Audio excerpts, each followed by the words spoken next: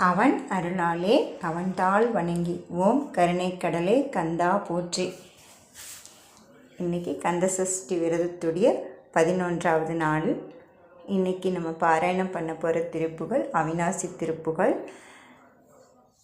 வாங்க எல்லாம் சேர்ந்து பாராயணம் பண்ணலாம்.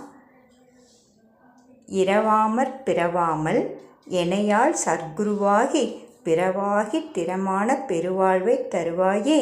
குரமாதை புணர்வோனே குகனே சொற்குமரேசா அரணாலை புகழ்வோனே அவிநாசி பெருமாளே.